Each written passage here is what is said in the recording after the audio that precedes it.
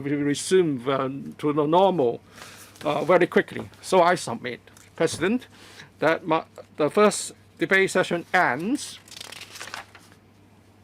The Council now proceeds to the second debate session. Members who would like to speak should click the raise hand feature of Zoom, and the staff would jot down your names. The debate themes in this session include steadfastly and successfully implementing one country, two systems, and enhancing the effectiveness of governance. The policy areas covered in this session have been set out on this page for members' easy reference. Mr. Chanhakan.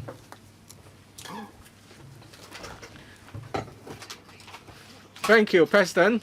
Before I speak on the themes for this session, I would like to take the opportunity to thank the central government for helping us help fighting the epidemic, which is in a very difficult phase. This is a people's war. This is a people's war. It's not a fight for the government. Everyone must be involved. Everyone should chip in. I would like to thank the healthcare workers, cleaning workers, discipline forces, and everyone who have been doing this at the front line with all of us. As an electoral member, my team and I did in the past do our part in this fight against the epidemic. We distributed anti-epidemic material, test kits, and in those testing facilities, we help people resolve the problems they face. I believe as long as we stand united, this epidemic will be over very soon. Returning to the themes of this session, and that is enhancing the effectiveness of governance and national security. I believe the motion of thanks is a good opportunity for us to thank the Security Bureau and also security-related personnel. And in terms of fighting the epidemic, they had made immense contribution. We can feel their contribution. By having such a sound disciplinary forces is something we definitely be proud of. And for the 2 years or so, we finally know that nothing can be permanent. This is actually what happened to police. Over the past year, Hong Kong has changed, that we have restored order. Since we have the national security law and the improved electoral system, we're enjoying a stability and peace. And what hasn't changed about Hong Kong is that the external forces still try to attempt to intervene our domestic affair. To Mr. Chan, can you sit a bit to the left? A bit more.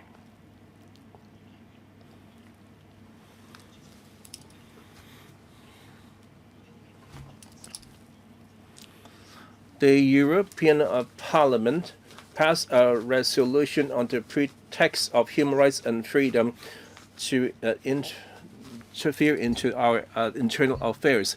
Through this resolution, attempt to smear our electoral system and the national security law. And a lot of the pro-independence elements at absconded, still colluding with foreign forces and taking every opportunity and every platform to smear the central authorities and the SAR policies. And there's are still asking the foreign governments to interfere into our domestic affairs and sanction Hong Kong and mainland officials. What they had done is too numerous to count. I will not repeat them here. As we are still facing such huge challenges from the outside, we need to prepare for the worst and suppress seditious elements and colluding with the pro-independence elements to engage in all kinds of subversive and espionage activities that will undermine the social order. To prevent and suppress all acts that would endanger national security, we need to rely on a sound piece of legislation. During the 2014 Occupy Central and 2016 Hong Kong riots and the 2019 Black Cloud riots have shown us that the SAR government existing legal instruments were insufficient to deal with succession, sedition, and collusion with foreign forces and such similar kind of acts. However, upon the promulgation of the national security law, all the pre-independence activities grounded to a halt. A lot of the anti-China Hong Kong elements and organizations disbanded accordingly, and the presidents in charge repudiated these organizations, with some fleeing to overseas. And some foreign political organizations no longer willing to support the pro-independence elements in a high-profile manner. And this is the power deterrent of the national security law. And educated the Hong Kong public that we need a strong piece of national security law to equip our law enforcement officials to make arrests and allow the judges to try these cases in order to safeguard national security. The Secretary Tang, you and I have experienced and witnessed from the Black Cloud days to the recovered Hong Kong society, and feel that the anchor effect of the national security law, and understand that we need to complete the legislation Article 23 as soon as possible in order to give full protection to our country. Well, me and my colleagues have asked you many times on Electrical that when can you complete the legislation Article 23? The Secretary has well intentions, and I believe that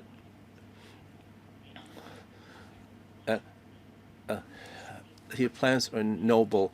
Well, to come with a perfect legislation to cover all expected unexpected scenarios that would endanger national security. However, there's no such thing as a perfect legislation. And even though the Hong Kong security law has already been promulgated, and yet there is still plenty of shortcomings. And how can we wait for the Article 23 any longer? And finally, at the last week's security panel meeting, he said that by May that he will consult on the bill. However, it will complete the legislation of the end of this year, and means that the Article 23 will be completed by the next term of government. That is 10 months away. During this vacuum, how can we protect our uphold national security? Some may say that the Hong Kong NSL is sufficient. As I said, that the HK NSL still have some shortcomings that must be enhanced. And the Secretary mentioned in many occasions that the CIA of U.S. have set up a Chinese Mission Control Center and will enhance the intelligence espionage and intelligence gathering in Hong Kong and China. And due to the absent legislation to crack down on espionage, and lots of legislations contain plenty of loopholes. For example, on inciting sedition is already outdated, and no legislation to deal with foreign political parties engaging in political activities in Hong Kong. Therefore, before we legislate on Article 23 in this 10 months, some of the foreign forces and anti-Hong Kong China elements can drill down on our legal loopholes. In this 10 months, also will mark the 25th anniversary of the Hong Kong's reunification to China. Nobody will know that some may take advantage of this vacuum period to do anything. Therefore, Secretary Tang,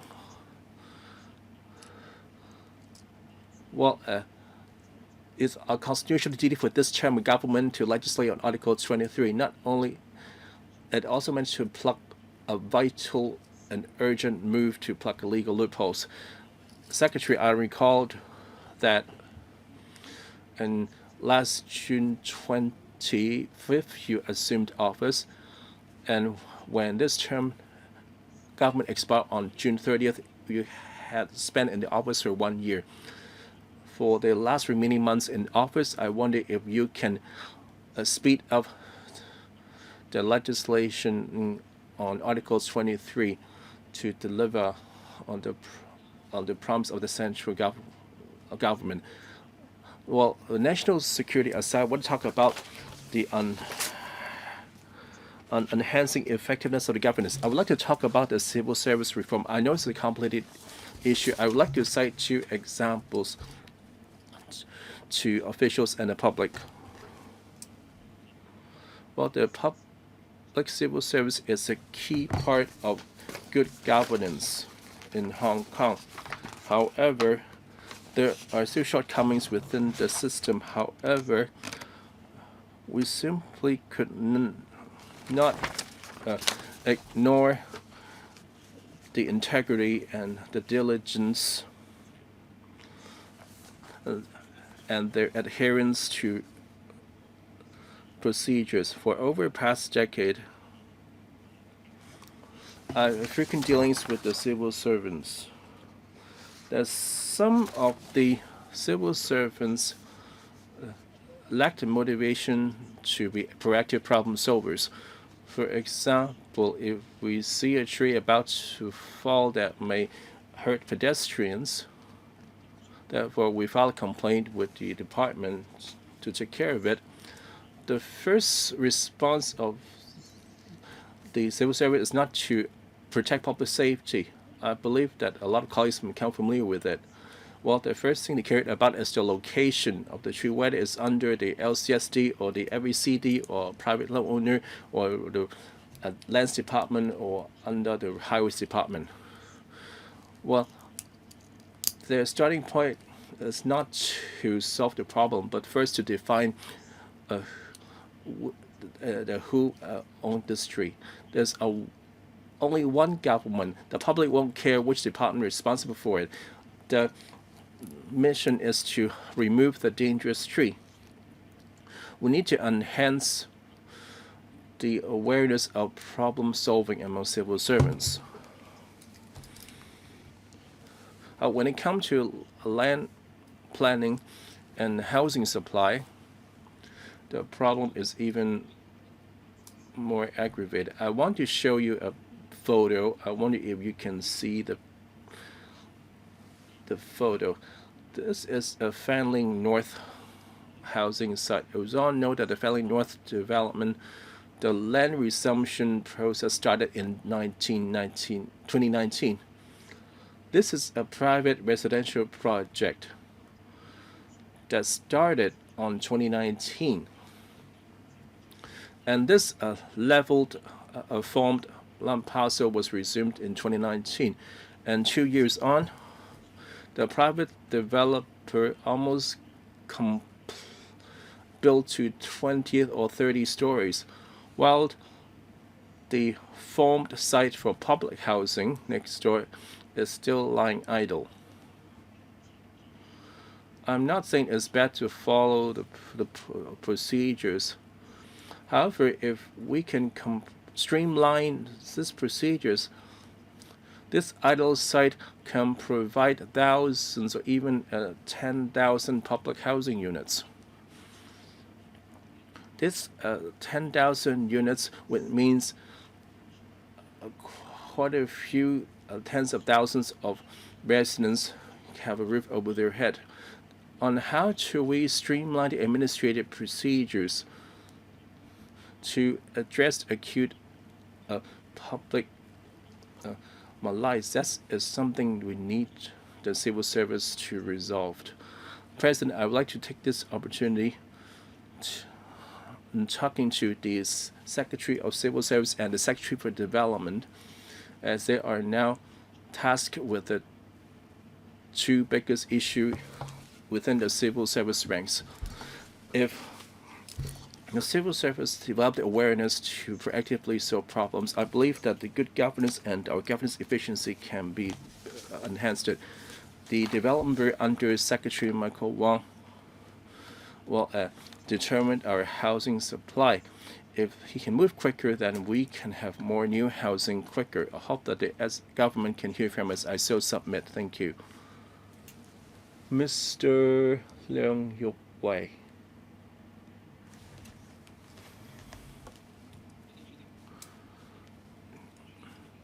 Thank you, President. I would like to share my concern on two aspects. Well, first, on national security, on legislating on Articles 23 should be carried out without delay. We need to plug the loopholes of national security in Hong Kong. Besides, the bill should be tabled to legislate as soon as possible. We need to improve in terms of promoting this bill, and the wording must be plain and easy to understand so that they will get the support inside and outside the LegCo. And national security and national education are very important. And the Hong Kong, we must integrate with the national development framework and to fulfill the 8 positioning as conferred by the 14th Five-Year Plan for diversified development, especially on IT, arts and culture, and youth exchange. These are the directions that the youth are interested in. We will have to provide better training to the local talent so that the young people would be able to be involved in innovation and other developments. And we would also have to enhance their sense of identity with our country, and that would also make it easier for them to take part in the developments of our country. Next, I'd like to turn to the government structure. For the Chief Executive proposed that there would be revamping of the government bureaus and responsibilities, and that would also rationalize the policy initiatives by different bureaus and departments. I think that should be supported. What I'm most concerned about is about the tourism industry, the tourism bureau, and also the youth bureau. Well, through the culture, sports, and culture bureau, instead of just spending money on various events, we can also link it to the relevant sectors so that our young people will have more opportunities, including starting their own business, and they can also have more choices under the coordination of the new bureau. With regard to Home Affairs and Youth Bureau, I support that we should increase the creativity of young people, and therefore we should integrate the work on youth and cultural affairs, and the new bureau would also have to coordinate the resources so that youth groups in the districts can also be coordinated so that they can also increase the participation by young people in their activities. Other than revamping the government's bureaus and departments, we would also have to be more proactive, or else despite the revamping, we will not be able to achieve the initial intention of improving governance, and the administration will have to be more proactive. These are my remarks. Mr. Kingsley Wong.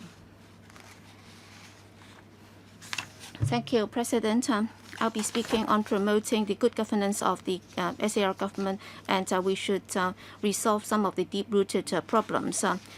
Improving our election system so that only patriots would run Hong Kong. I think that has already laid a very solid foundation for good governance, and we are now embarking from a good starting point, and the public are enthusiastically looking forward to the government's resolving deep-rooted problems, including housing, employment, medical services, employment, and so on. These are livelihood issues that would have to be tackled one by one.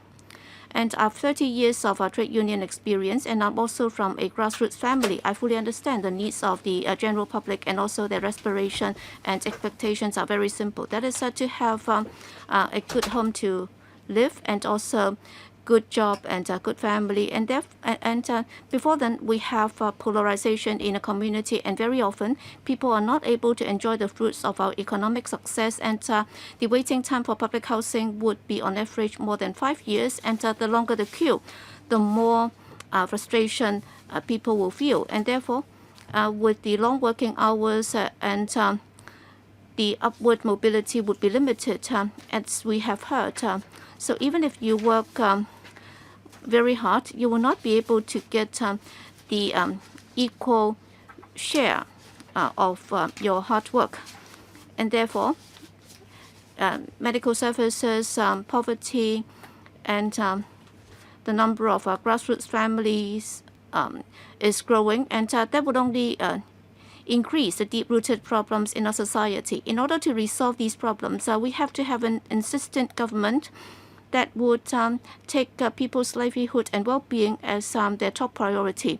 And therefore, we will have to integrate into our national development so that we can develop the GBA.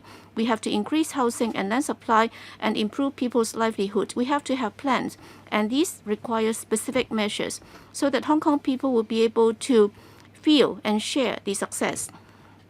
When every citizen is able to share the success of our economic development, then everybody will be able to stay happily here in Hong Kong. But then how are we able to promote good governance of the government so that they would be more committed to serving the community, and then we will be able to commit ourselves to good governance and to increase people's feeling of satisfaction. We will have to implement one country, two systems steadfastly, and we will have to ensure that one country is the core, and then two countries can only develop under the one country principle. In the face of the epidemic, and also if you look at our state strategy, we have to enhance the idea of one country. The central authorities would very much like to have patriots once running Hong Kong, but then for senior civil servants, there is still no requirement that they cannot have overseas nationality. Well, in terms of the epidemic, our country has adopted this dynamic zero infection policy. Still, we have to catch up. And therefore, we have not been able to catch up with the pace of development of our country. Yes, civil servants have to have the idea of national identity so that we'll be able to tap into the resources of our country, and then we'll be able to make use of our national resources and then develop the strengths of Hong Kong. We would also have to increase our political commitment. We will have to be people-oriented so that we can solve the problems of the people. Well, for relief for the people, since the start of the epidemic, the FTU already suggested that we should offer more relief to the workers, and that has been supported by the wider community. But then the administration said that it would take a long time to work out the details, and they said that they would take 18 months. Now we have been in the epidemic for more than 24 months, and if the administration had been resolute, then we would have been able to do a lot about it. Still, it's better late than never. And therefore, under version 6.0 of the anti-epidemic fund, $10,000 will be offered to those who are unemployed. I think that will show the commitment of the government. So long as we can act in the interest of the public, so long as we can take people as our top priority, I think there is no hurdle that cannot be overcome. And the administration's governance idea is that it will have to be the forerunner. It will have to be the forerunner, and we will have to ensure that there will be social justice and reasonableness in all its initiatives. There are several suggestions here. The administration will have to change its mindset of least interference, and therefore we will have to be efficient. We will also have to do our job in order to make up for the shortfalls in the community so that we'll be able to fill in the gaps. So in coming up with policies and so on, the administration will have to ensure that workers would be able to work 8 hours a day, and then they'll be able to they should be able to make a living out of that, so that they would be able to lead a dignified life. And also, we would also have to come up with a labor policy that is in line with its current development status. So our economy is very developed. Still, in terms of protection of our workers, we are still very much a third world economy, and therefore we will have to gradually improve the safeguards and protection for workers. Thirdly, we will also have to enhance our awareness. We will have to be flexible. We will have to be able to coordinate our policies better. In the past, in fighting the epidemic, obviously we have adopted a band-aid approach. So we are just playing a catching-up game. And therefore, we will have to learn from the experience of the GBA. We will have to have a macroscopic mindset so that we will have to look at Hong Kong from the GBA perspective so that we can plan accordingly. We will have to promote our economic restructuring and upgrading and also diversified development so that the young people will have more upward mobility opportunities. We will also have to provide convenience for people who work, study, and retire. For example, we will have to ensure that there should be no hurdles when it comes to social welfare, and therefore there should be pilot schemes so that, for people in Hong Kong, they can choose to go to Shenzhen for treatment. That would give them further choices, and that would also ease the pressure on Hong Kong, and that would be a win-win situation. And the national security law and also the improvement in our election system have offered us some tremendous opportunities, and therefore the administration should seize the opportunity and enhance its governance so that we can win the battle of the epidemic and we can resolve the deep-rooted problems, and then the sense of security can be enhanced.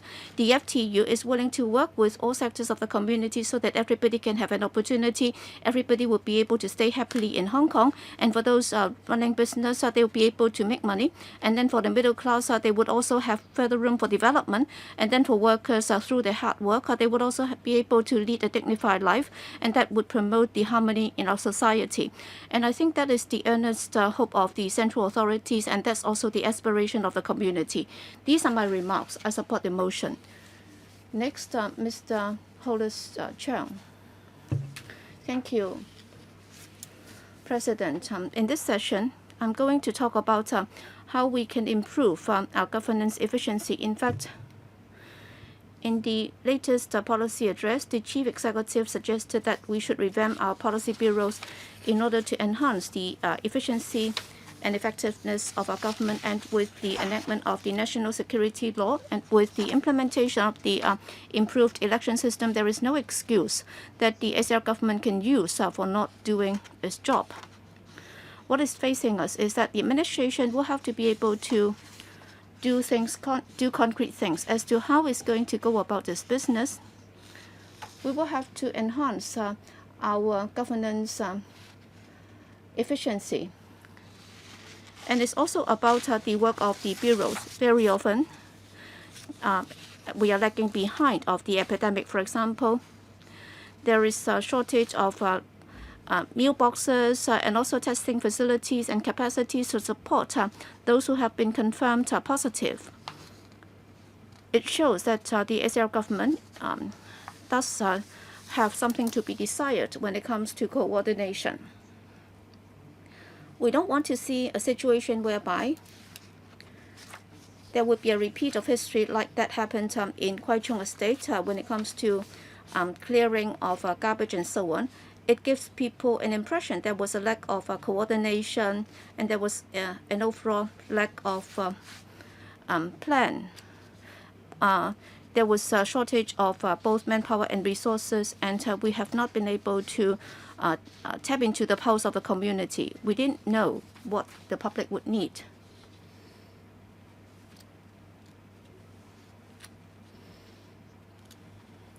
The message was confusing, and they have not been able to spell out very clearly as to what the public should be doing.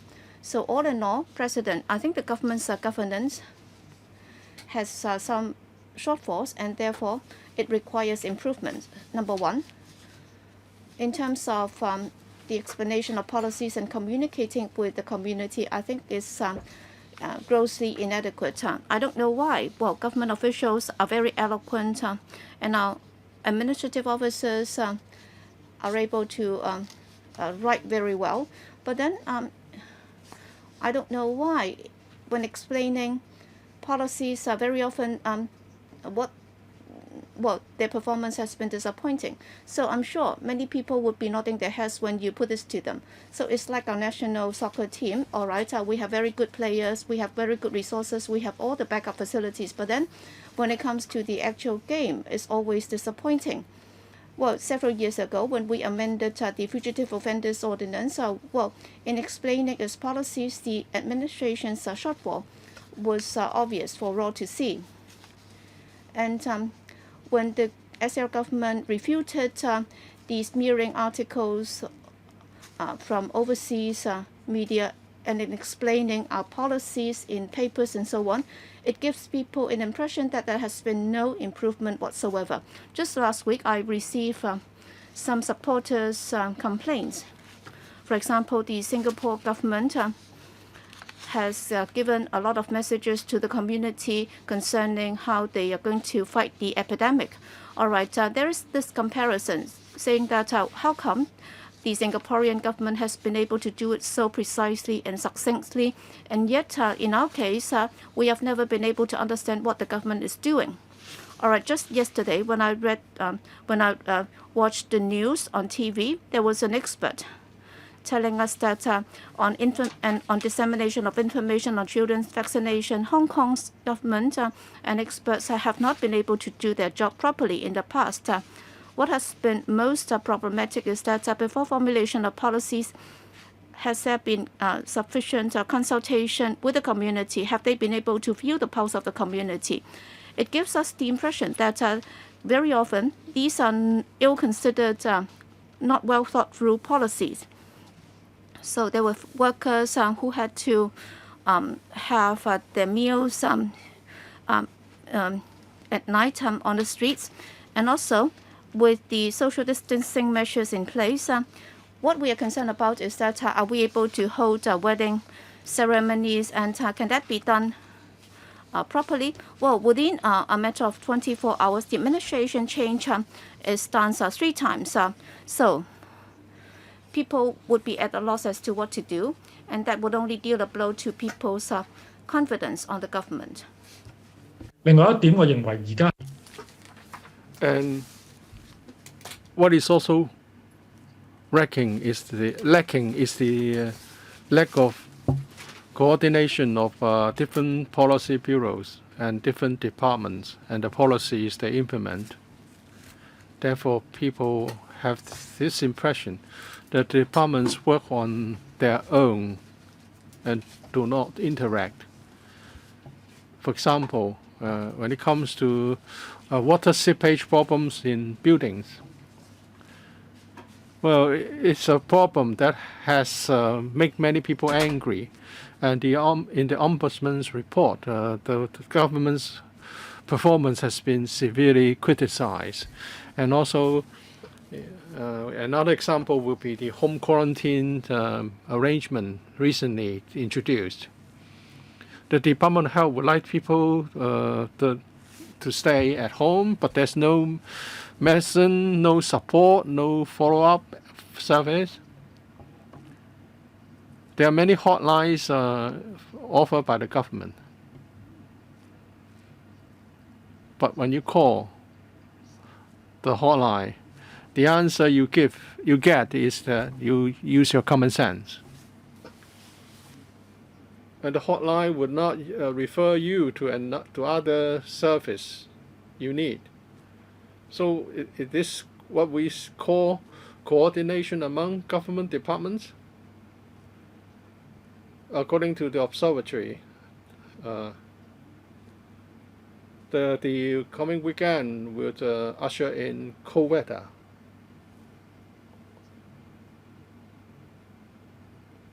And at present, there are people queuing outside hospitals pending admission.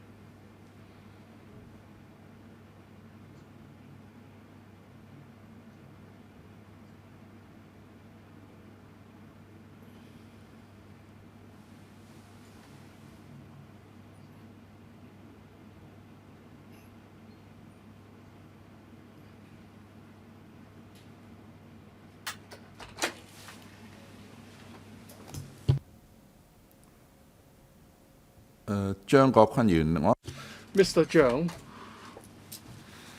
well, your signal is rather weak.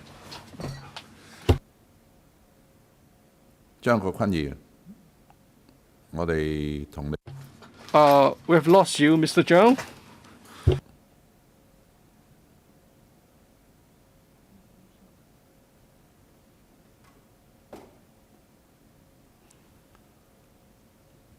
我請陳月明議員。May I now invite Mr. Chen Yip-ming to speak first? Or Ms. Chen Yip-ming? Ms. Chen? With the implementation of national security legislation and the SAR's electoral system improved, we have successfully conducted the EC Commission and Electoral Commission. We have fully implemented the principle of patriots administering Hong Kong. Hong Kong has entered a new era. This is a new era in the implementation of one country, two system. We are in another historical turning point. And to implement good governance, it takes a process. We still need to build a number of systems and infrastructure for the ultimate goal to be achieved, and there's still some deep-seated problems to address and resolve. The policy address has informed us about the additional work we need to enhance national security. First, the work will be carried out to introduce Article 23 legislation. I expect this will be completed within the current legislative session. This would mean that our system to safeguard national legislation is fully in place. And also, according to the Section 10 of the National Law Security, we should launch a national national security education in the community, and we should also promote the respect for national anthem and national emblem. There should be further national education in our curriculum, and also civil service college would be set up to incorporate a more systematic program for national security education for new entrants and incumbent civil service. I believe the whole system will gradually be improved so the SAR would get a firm foundation for improving governance. In the 2021 policy address, the CE proposed the restructuring of government, for example, setting up of culture and sports bureau, and there will be the I&T and industry bureau, and then the TNHB will be divided into, it will be reorganized. And also the appointment system will be improved. It will be based on merit, and then there will be new growth engine for our economy. And I'm also in favor of setting up a deputy chief secretary's post to steer the development of Hong Kong. And I would like to urge the government to pay attention to how the Northern Metropolis program is implemented. And I believe all these would be instrumental for enhancing the effectiveness of governance and also for better communication with the public. That I urge the government to pay attention to good division of labor and coordination of different bureaus. I would like to urge the whole government to work hard on this. If we want to have steadfast and successful implementation of one country, two systems, we need to involve everyone in the community. We need to work hard together. I support the government in trying to in its bid to improve governance. So I submit. Ms. Maggie Chan. I would like to speak on the education on national security. The Constitution is the source of our basic law, the foundation of our country and the SAR. If we may only talk about the basic law and not the Constitution, we'll be ignoring the foundation of the SAR. And there's the basic law, the Education Steering Committee. According to this website, it would be promoting the understanding of the basic law through education. and the work of civil groups, but no mention is made of the Constitution. I have been asking the government to rename the steering committee into one that would steer the education work on the Constitution or the Basic Law, so as to uphold the solemnity of the Constitution, and that we should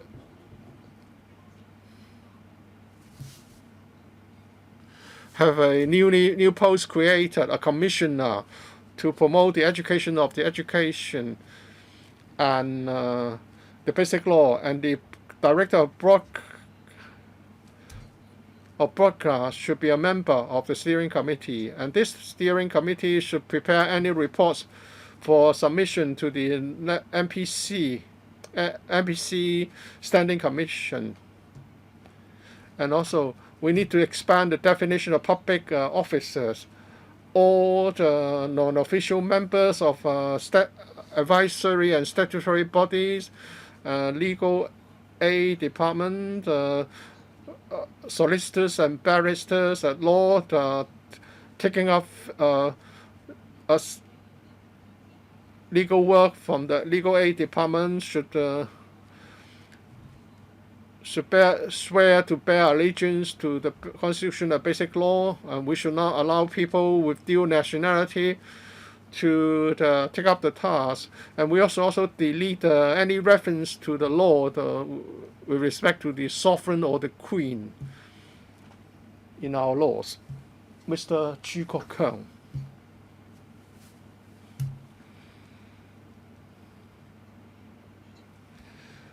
President, I support the motion of thanks.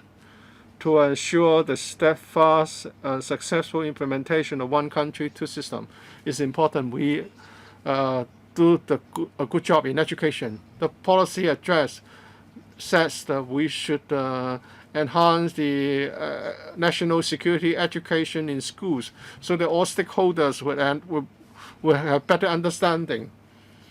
And all new teachers should sit a test on national security and enhancing the training for teachers.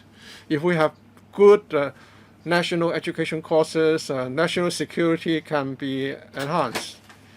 It's been commonly noted that young people have scant understanding and knowledge of the Basic Law and the Constitution. Hong Kong has been under the influence of colonial education.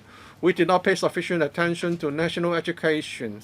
And after the return to the motherland, people have been smearing the idea of national education. With the introduction and implementation of the national security legislation, schools are required to implement national education courses. So this is a good opportunity to set up the framework for programs and courses.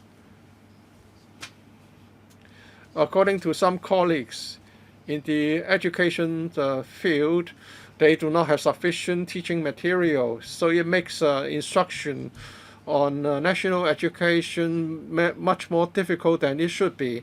And because national security education would involve the understanding of a very complicated law, they would like to get more support from the government.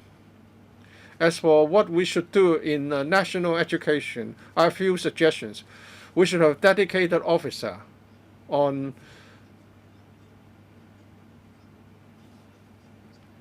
the provision of training to schools, and teachers in schools should be mobilized to be involved in the design of the curriculum, and these teachers should help their students fully understand the concept behind national education. And we should also learn from the mainland and other countries in their promotion of national education courses. We should make use of different teaching material, including multimedia material, to do the instructions, and we should use real life examples to make the learning interesting. For example, we can have online games involving national security agents trying to find out spies in the country. And there should be outreach service to schools, such as short-term courses for teachers, for school principals, so that the concepts can be better understood and the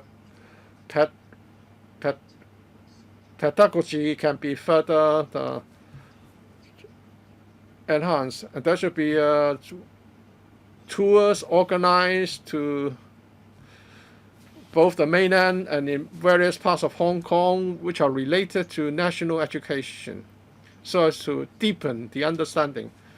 And lastly, one important aspect is to let teachers and students understand why the instruction is needed and how this is going to be achieved.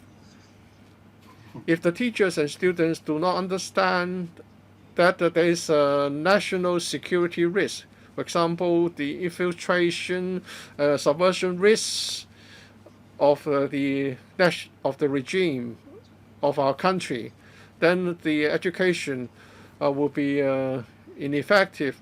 If we don't think that, for example, just like the virus, if we don't think there's a serious infection involved, we won't be wearing face masks properly. So we have to make sure that everyone understand why we need to know certain concepts and why there should be instruction on this. And the secretary did say that there was information on spying activities in Hong Kong. Everyone was awakened to this sober fact.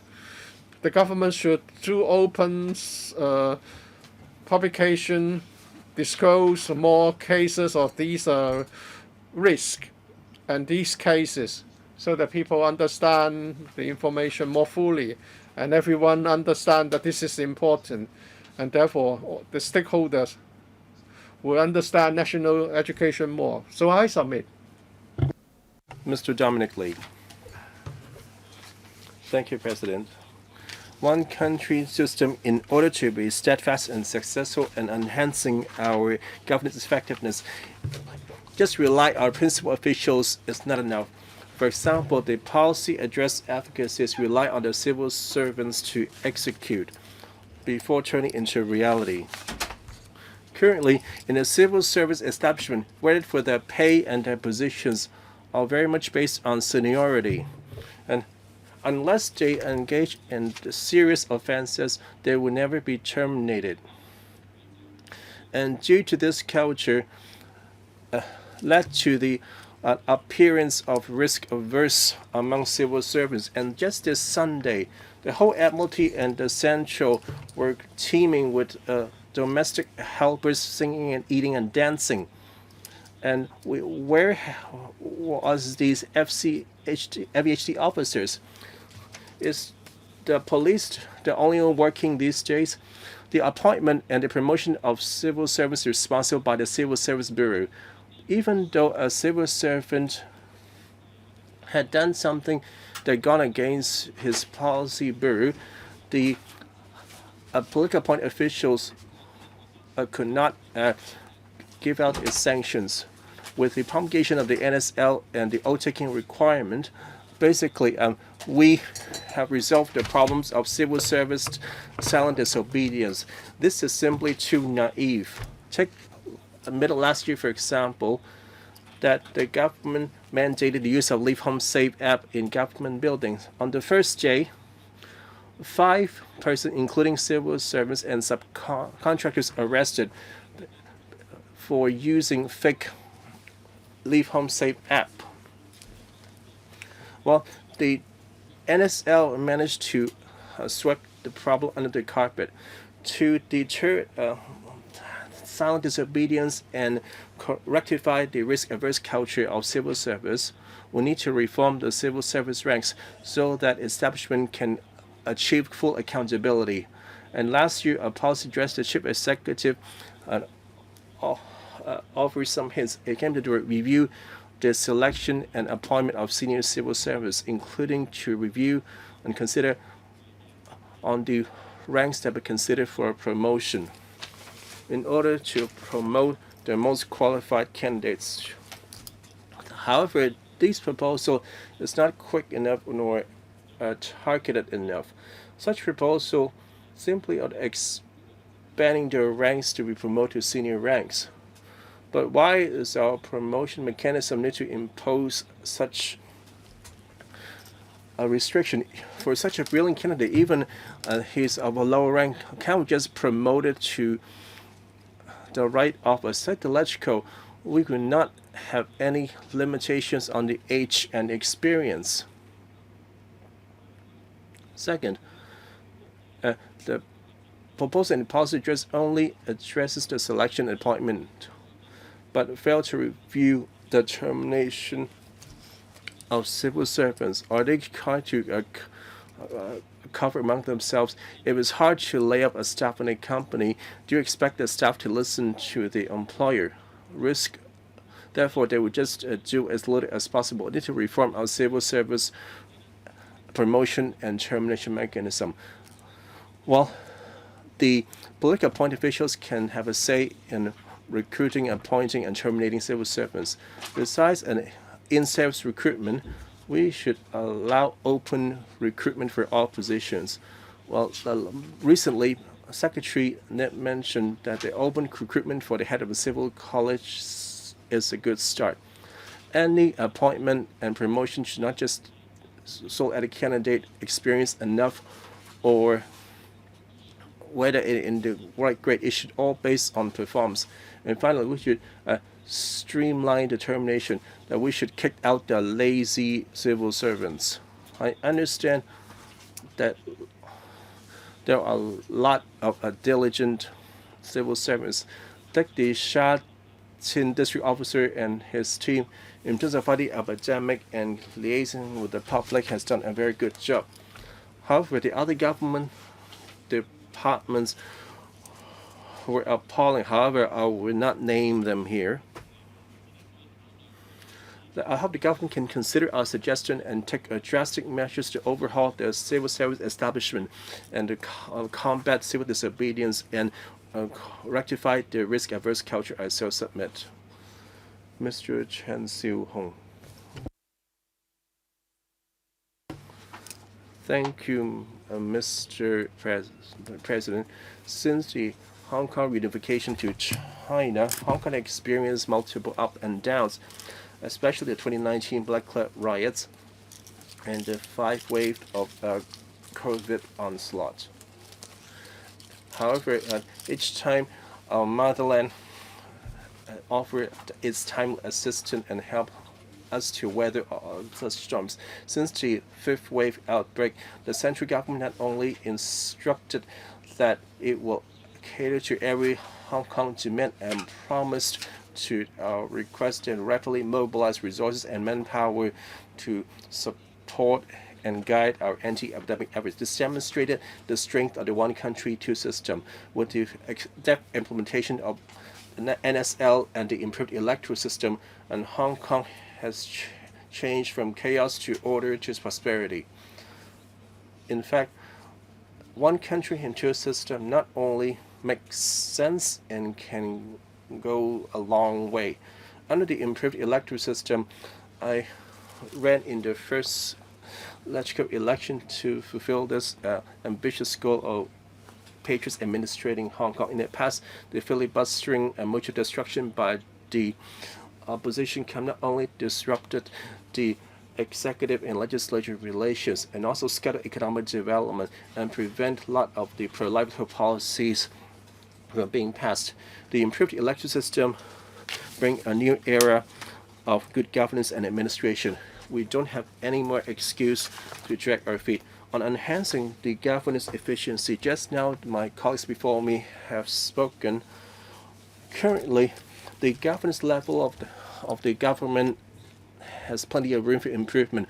I know a lot of the officers are committed, however, due to the opposition politicians objecting everything for the sake of it, and over time, some of the officials might develop a culture of being risk averse and emphasize on the due process, and also with the dispersed functions, multiple departments try to pass the buck to each other. Government needs to review and enhance the political accountability system and the civil servants selection appointment mechanism, and to recognize the well-performing ones and make the poor performers accountable.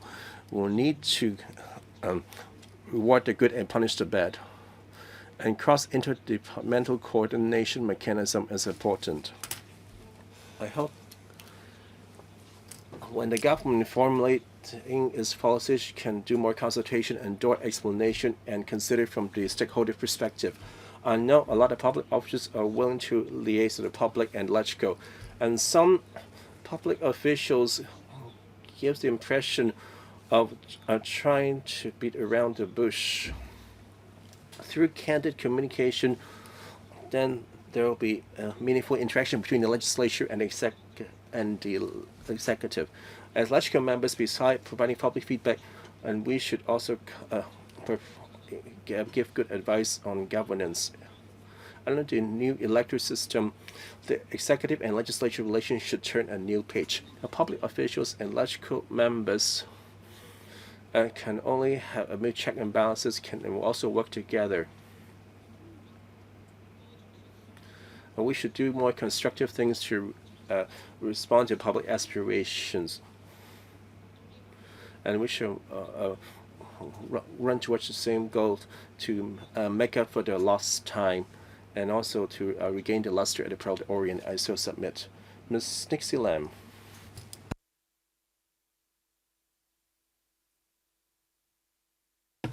I support this motion of thanks and the policy address on enhancing the governance efficiency. And earlier on the briefing on the panel public service, I outlined a few of my suggestions. Well, has the government managed to be results-oriented? That's for we need to have a sound set of KPI for appraisal. Like the apologist just pointed out, Hong Kong has entered a new chapter, and yet its conclusion of self-evaluation, it seems that it's still stuck in the stage of claiming it had done a lot. Well, and claiming that launching policies as successes. For example, our housing policy focused on an allocation of public housing, and also to decoupling of subsidized self-lets to private market. I would say that these are the new measures, but we actually address the housing shortage. For example, the public-private housing ratio from 60 to 40 to 70 to 30. In fact, the number of units for public housing did not increase. And however, we failed to hit the target every year. What point is that? Well, to be fair, the housing shortage is a long-standing problem. I'm not expecting this to go away tomorrow. However, we can't claim that we have done something by just launching various initiatives. Well, we actually lacked the KPI to measure the performance. Well, there are a KPI inside the government. However, they're not pegged to policy outcomes. Take the RT pack distribution, for example. The intent was to identify infected cases in isolation. However, when it comes to execution, they just make an appeal. However, there is no hardly any follow-up. After anyone tests preliminary positive, they were asked to go to the A&E department. And yes, the HA do not have the capacity to accept all these patients. And the infected cases become ping pong balls. well, even if the DH identified the positive cases, maybe they consider doing his job, but this solve the problem is none of his business. Let me cite one more example. Currently, the Department of Health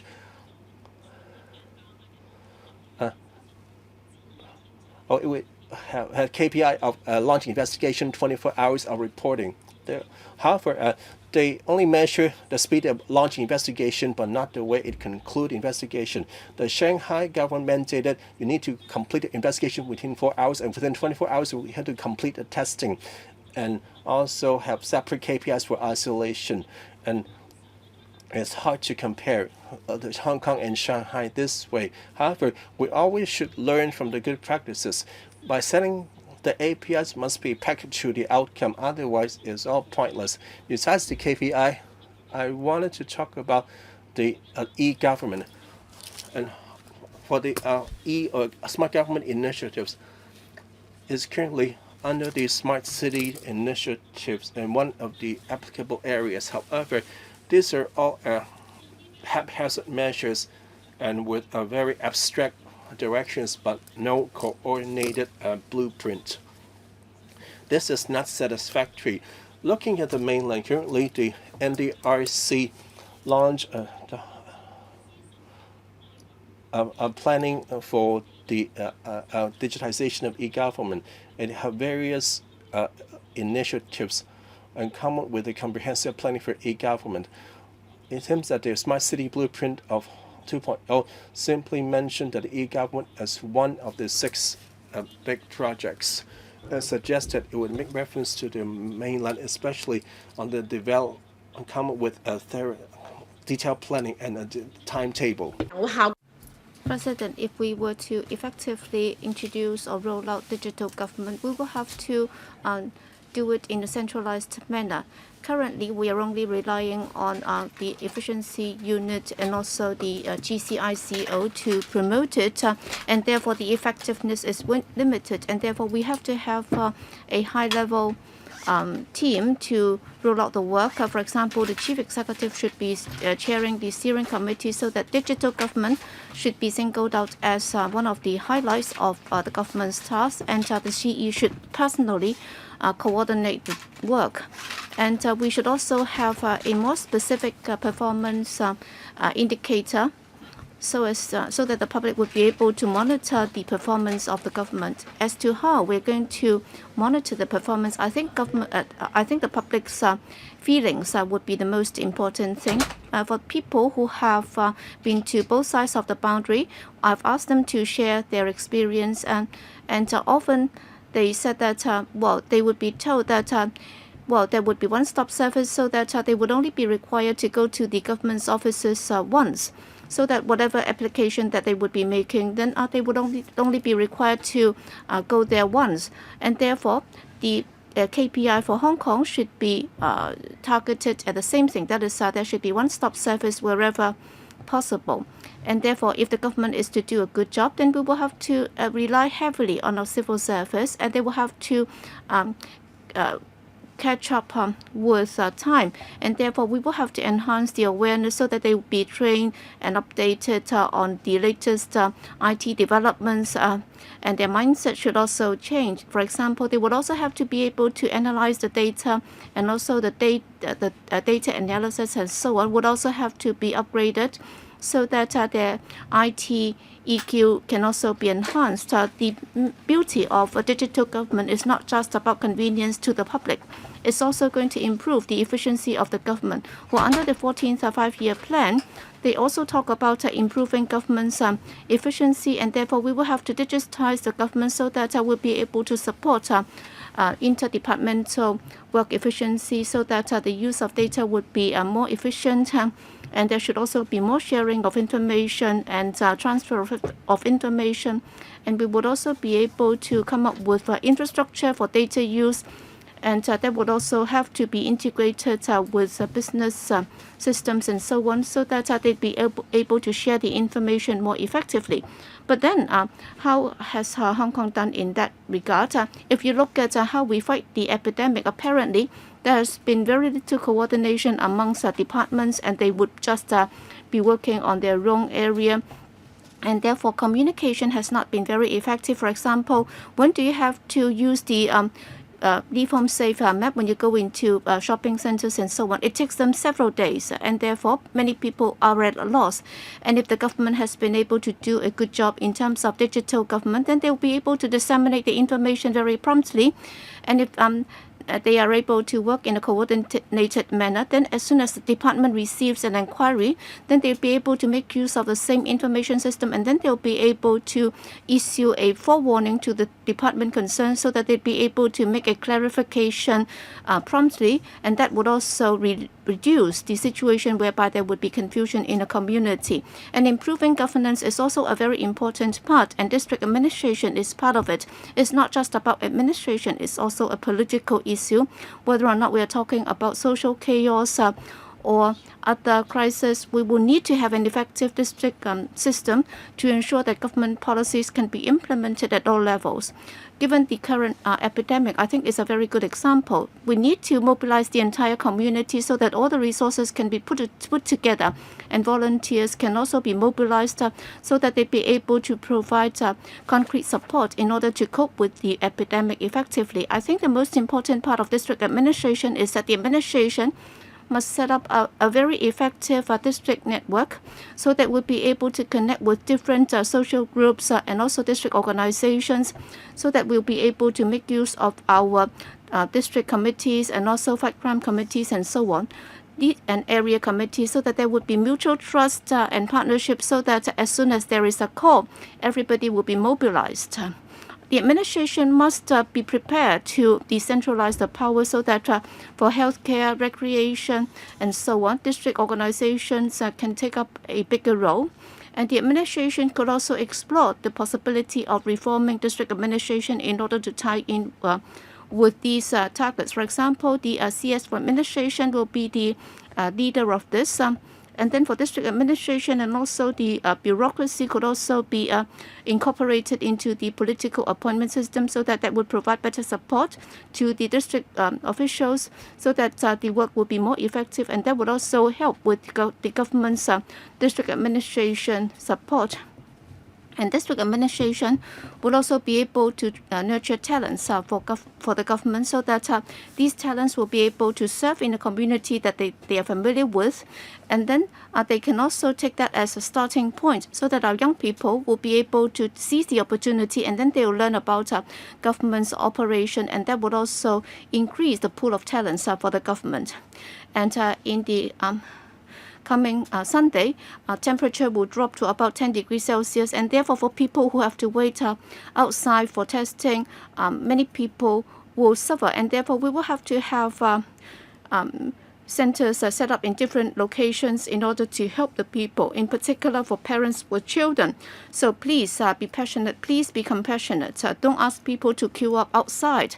In particular, for those who are waiting for hospitalization, many people are suffering from hypodemia, and therefore we will have to look at the situation, or else before people die from the epidemic, they would be dying from low temperature. Thank you. Next, Mr. Yim Kong. Thank you, Madam Deputy. During the past year, Hong Kong's community has got back on the right track, and people's livelihood has been improved. While we are coping with the epidemic, the administration has also improved its election system, and we have also introduced the idea of the North District Metropole, and this would map out the future development for Hong Kong. And with the joint efforts of the entire community, Hong Kong's economy has bounced back in 2021, and there was a growth by 6.4% when compared to the previous year, and that has turned around the corner, and this is the best performance since 2019. And also for unemployment rate, that has also dropped to 3.9%, and then for exports, that has also reached a record high. It shows that we are very resilient. But then while we are our economy is rebounding, we are now having the fifth wave of the epidemic. As a result, we are now in a very difficult time, and therefore I hope that the ASEAN government will continue to be positive and proactive, so that we'll be able to do and find new opportunities for Hong Kong. Well, in the policy address, the chief executive said that she would be implementing Article 23 of the Basic Law so that would be able to protect national security, and that's one of the critical areas in ensuring steady development of one country, two systems, and therefore, during this term of government, a draft bill will be prepared, and we would also enhance schools, community, and also civil servants' awareness of the Basic Law and also the national security law, so that such education initiative will be rolled out, and that would also be made part of the permanent work of the government. We would also ensure that there would be a stepped-up appraisal of civil servants, so that would be making all the necessary preparation for that. And with the new term of electoral returns from the improved election system, they would also be able to supervise the work of the government. We would be working together to ensure the security of our country, so that that would also become the core force for promoting economic development. But then, given the current international situation is getting more complicated and external circumstances have been changing, and that would also affect Hong Kong, and therefore I'd like to remind the SAR government, in particular the law enforcement agents, they would also have to be concerned about powers and also cyber attacks that could threaten or undermine national security. And therefore, we will have to continue to ensure prosperity and stability for Hong Kong. Finally, I'd like to congratulate the GE and her government for the work in the past 5 years, in particular in promoting the implementation of the NSL and also ensuring social stability and the efforts that they have put in. And I'd like to hope that different quarters of the community will work together to ensure that we will continue to stay in a good environment, so that we'll be able to win the war of the epidemic, and then we will be able to return to normal life. So these are my remarks. Thank you. Mr. Dick Chi Yuen. Thank you, Madam Deputy. After we have improved our election system, in fact, our political system has yet to be improved, because we are still on the path to universal suffrage. And last October, the central authorities published the white paper on democracy, and once again they confirmed that ultimately we will have to achieve universal suffrage for both elections, and it's also a realization of Hong Kong people running Hong Kong and one country, two systems, and different voices or even conflicts in a community can also be expressed through an elected legislature, so that we'll be able to strive for a consensus and we'll be able to resolve social conflicts and promote social stability. Hong Kong has always been a diversified community. Different views have always been permitted, and if this legislature is not able to express those diversified views, if some of the views are ignored, and if they are not able to be expressed, then there would be some adverse sentiment. There would be a lot of grievances, and that's not good for the administration.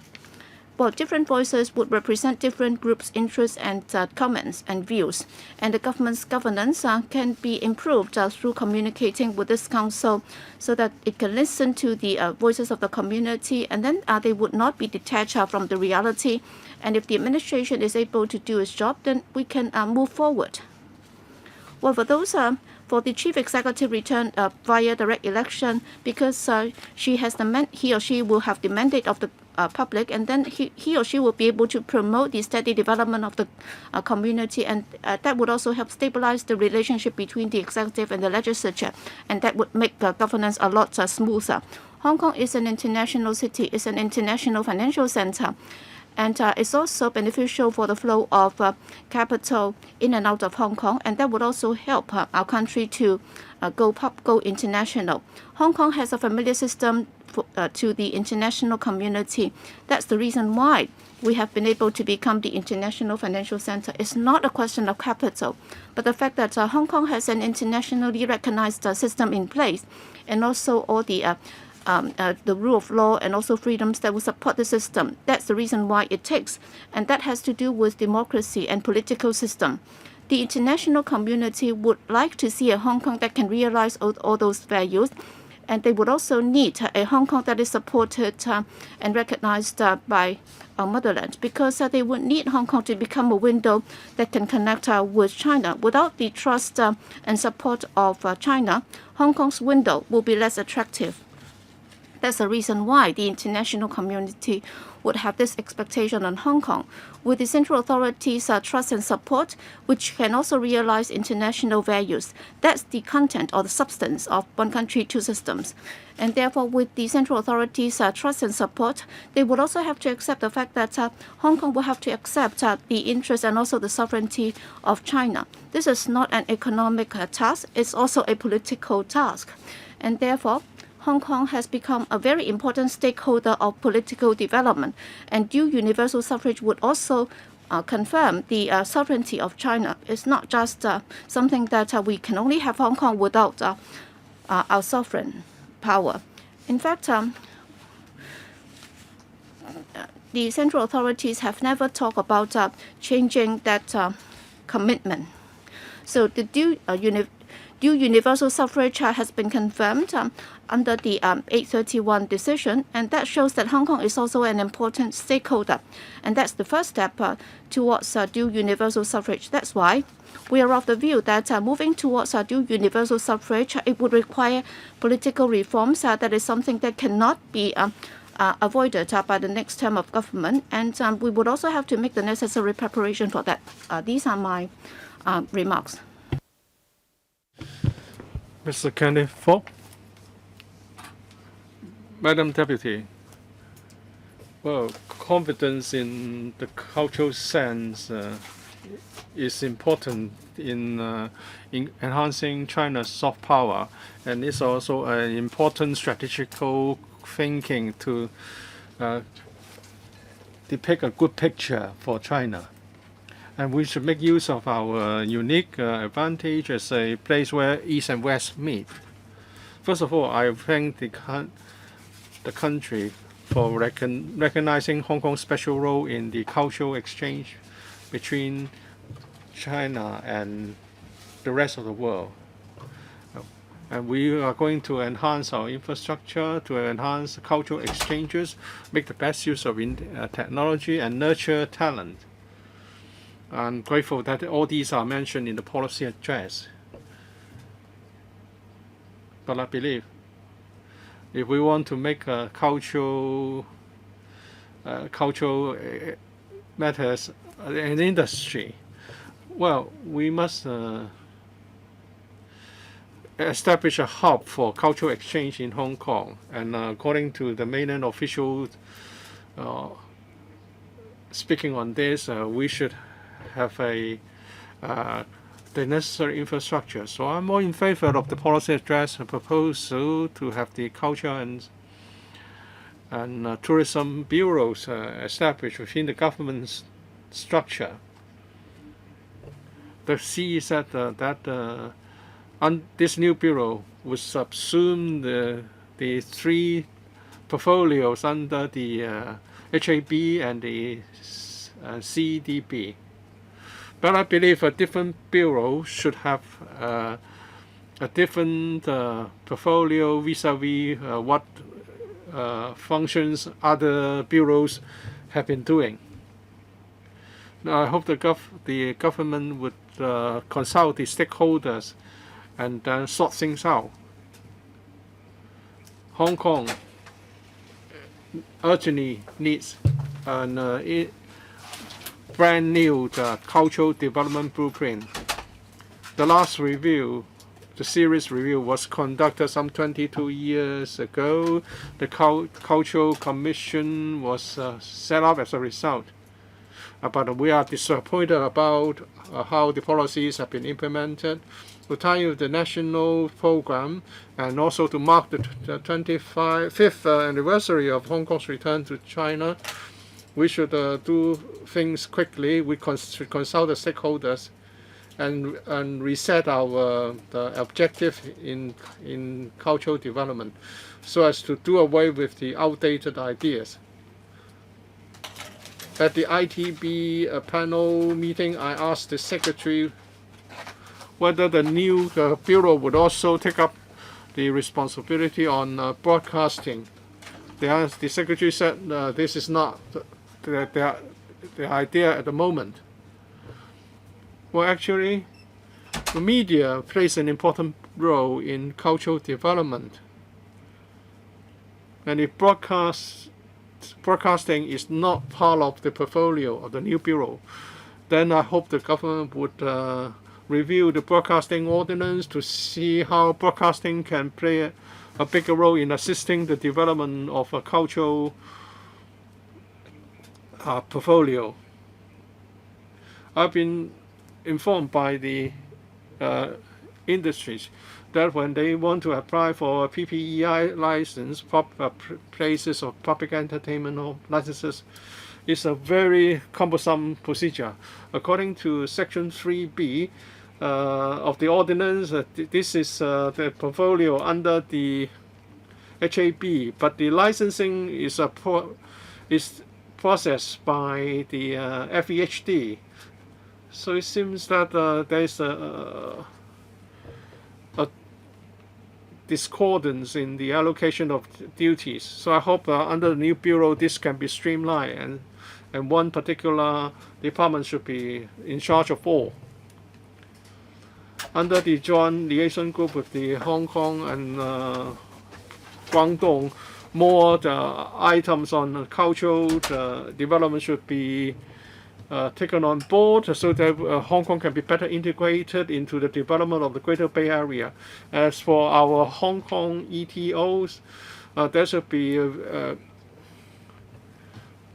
more KPI set for cultural matters, and we should have a new post of cultural promotion set up so that we can speak in better terms and depict a bigger picture. So I submit. Mr. Chan Kim Paul, thank you, Madam Deputy. One of the main points in the policy address is the government restructure. So instead of 13 bureaus, we're going to have 15. I support the restructuring in principle, but of course the details have to be sorted out. The government should update its hardware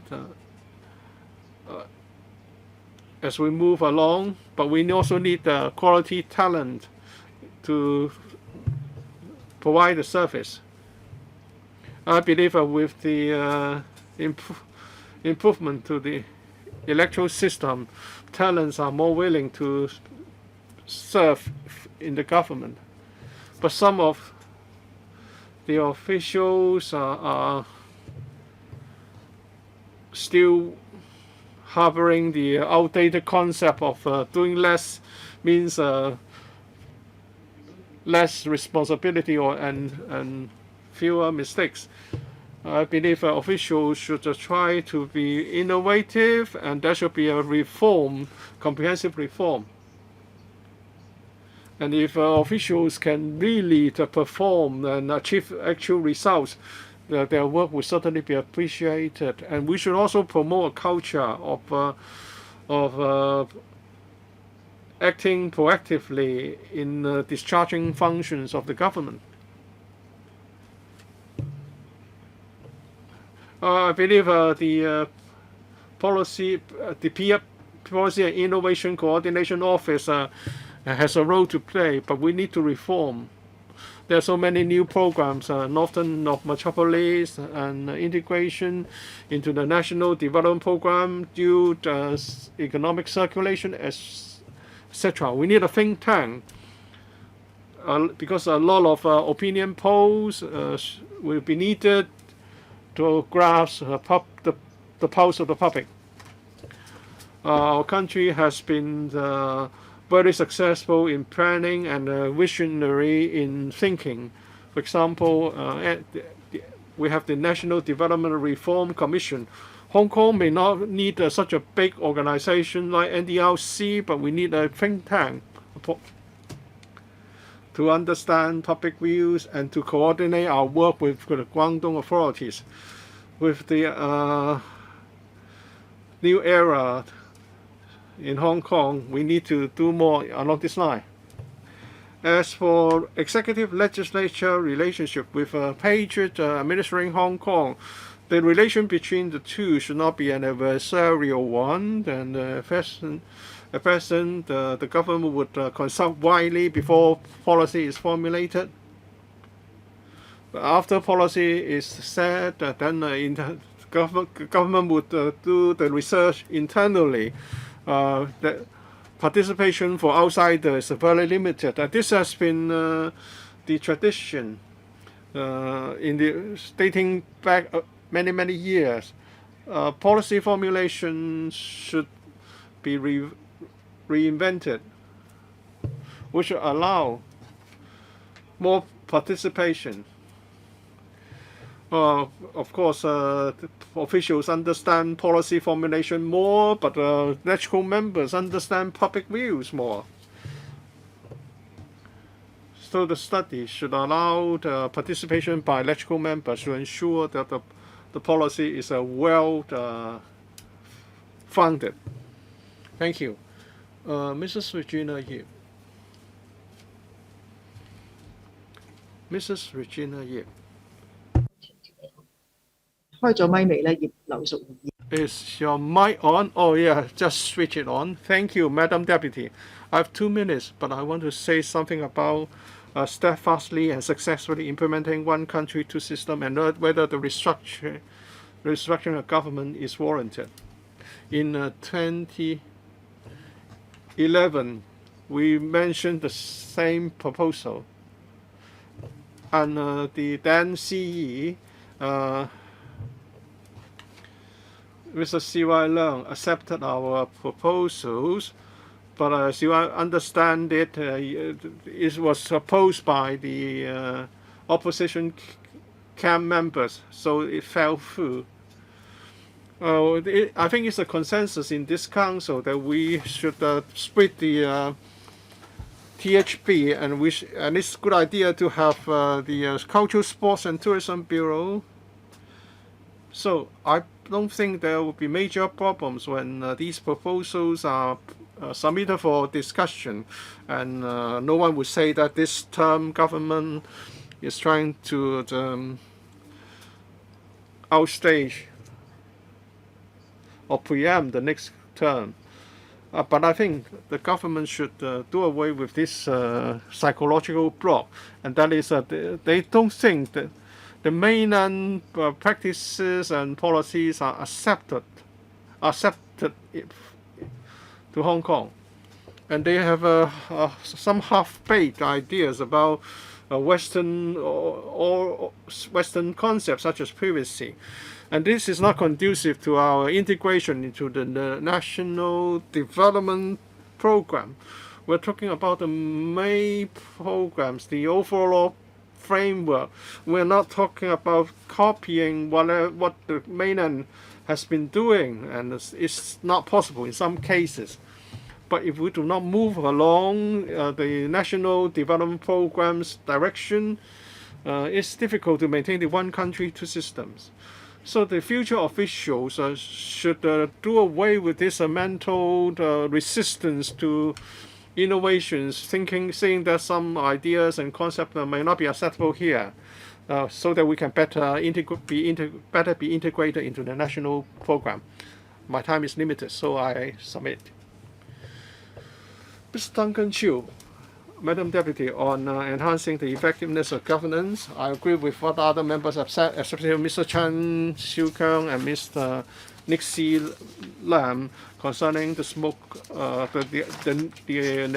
necessity to have new ideas in promoting the smart city. And if we are to establish Hong Kong or promote Hong Kong as a hub, we should make best use of IT, we should be forward-looking and visionary, and we should enhance our implementation capacity. I'm concerned about the idea to promote the Northern Metropolis and Shantin development. There will be the reorganization of government bureaus and with the Deputy Chief Secretary to be established. And the IT Bureau will be renamed. which would include elements of innovation and reindustrialization. Although with an expanded portfolio of the new bureau, it's hoped that we hope to expand industrial development, and we can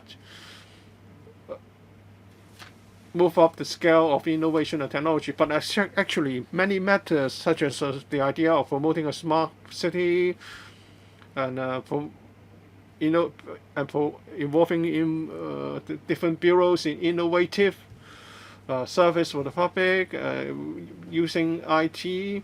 Well, we need to involve many bureaus, and we need to set up the overarching IT framework, and also the coordination of the operational departments of different bureaus. There is a need to have an overarching policy bureau. So I hope the CS for A, or in the future a deputy chief secretary, will be tasked with the coordination of different bureaus in this regard, so that the policy implementation and foreign policy formulation work can be better coordinated among the bureaus. The government has been offering incentive scheme on the use of IT. There are voucher schemes, funds, BUD, and Design Smart schemes. They are under different bureaus, CEDB, Industrial Department, etc.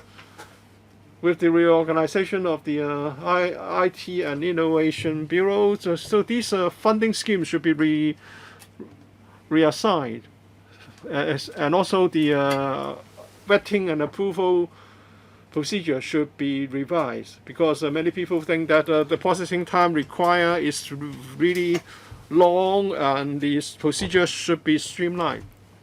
The government should tell us what it's going to do about these funding schemes. I've consulted the industry over the views of these funding schemes and the difficulties they have encountered. In due course, I would like to talk to the government about their views. And to promote the use of technology in the government, I suggested the efficiency unit launch a tech scoring system to appraise each department on their performance on the use of technology, so that each department and the civil servants enhance their awareness of leveraging technology and promote IT development. And for the overseas ETO and the mainland ETO office, at least those in the Greater Bay Area, to add a IT attaché post to help to promote Hong Kong IT research and support Hong Kong projects, as well to reinforce our IT hub status, while being complementary to the GBA. And IT will be the key cornerstone industry in Hong Kong, and therefore it need to give more support, I so submit. Mr. Rock Chen.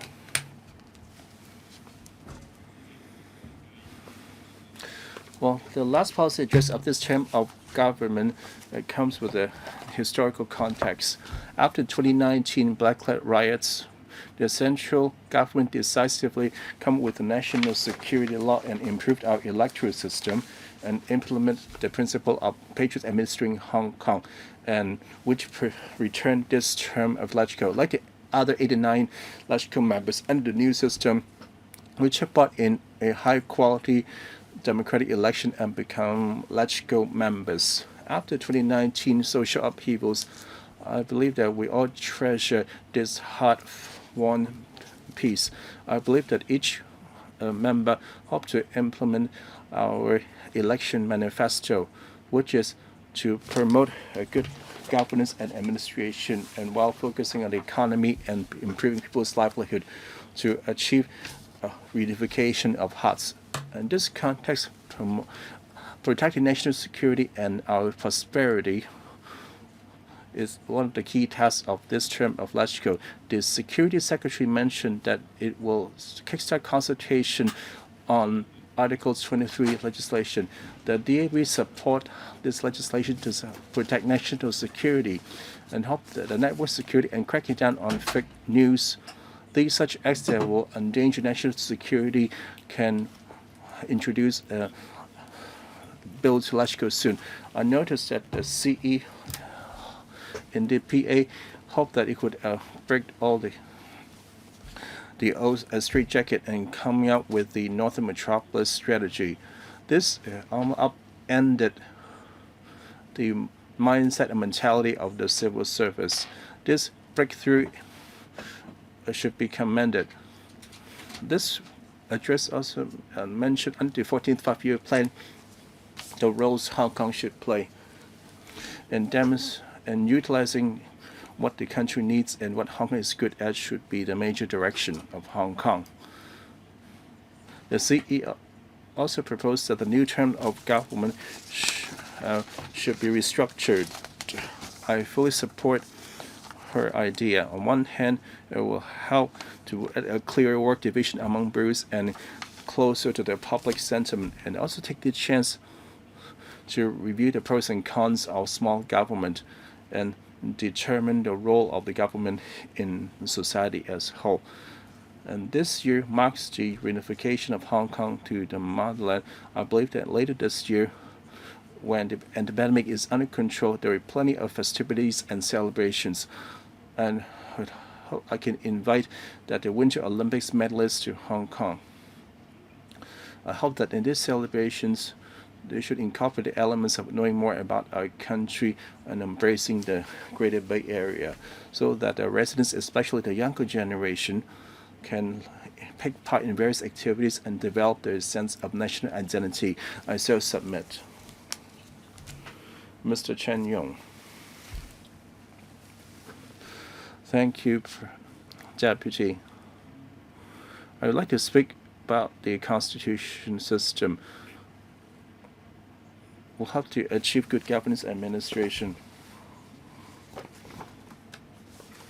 And to those who are working on the front line and volunteers and the public officers, I would like to express my gratitude. I would like to thank the presidencies and the essential authorities' care and support. Previously, Hong Kong experienced stemming out to riots and to the stage of governance. We now put in the effort to fight the virus. We should be just as confident and unified as we are Hong Kong, China. Hong Kong entered this new era of patriots administrating Hong Kong, and our atmosphere has become calm and peaceful. The successful two elections and the fulfillment of the patriots ruling Hong Kong principle, helping the administrator to promote good governance. And hopefully could achieve a sense of well-being for the public and to address the various deep-rooted problems in Hong Kong, like a poverty gap and housing shortage and so on. And also add to this the support of the Hong Kong government. Like Mr. Lo Wei-Ling said, the good administration is a process. With the NSL and the improved electoral system are just a few steps. There's still a long way ahead and plenty of work to be done, which include we need to enhance our mechanisms and institutions. At the same time, we need to commit to reform and address our deep-rooted reforms. There's a dire need to enhance our institutions, which is to improve the policy formulation mechanism. We need to change the mindset of having done something equals to doing something well. And one of the deep-rooted problems that some of the Hong Kong people have some misunderstanding and distance with the mainland. We need to step out the promotion of Constitution and the basic law, and the deeper understanding of the Chinese race and culture.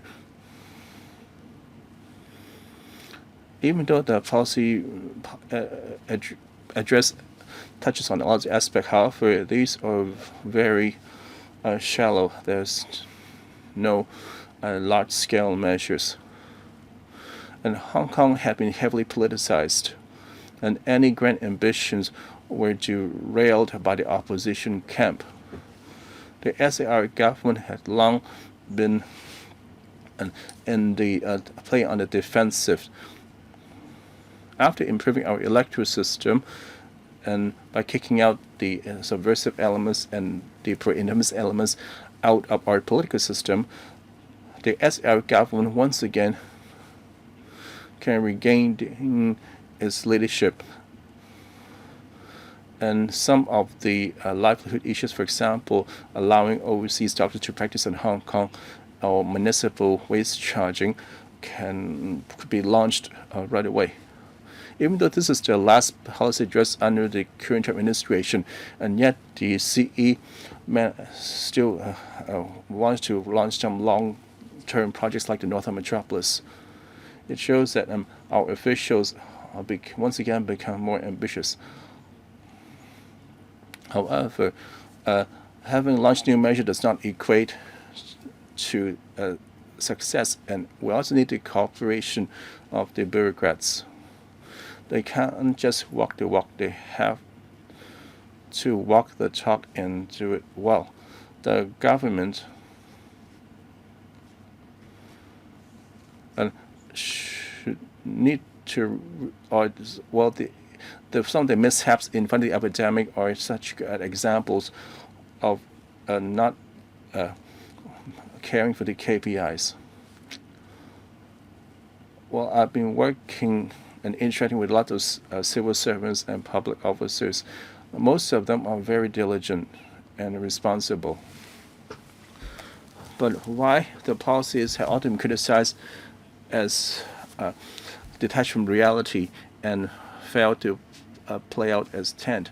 It has not to do with the bureaucrats, more about the mentality. The public always notice that the officers are very busy at attending meetings and drafting reports. These are all office work. All the NPCs and the CPCCs at the national organization reps often meet together and with the mainland officials, especially at the provincial and municipal level and at the central level as well. I'm particularly impressed that they had a very close gauge of the common folk. That's because that they always go into the community. They know what are the ordinary folks' concern. When coming up with a policy, we can start from the community perspective.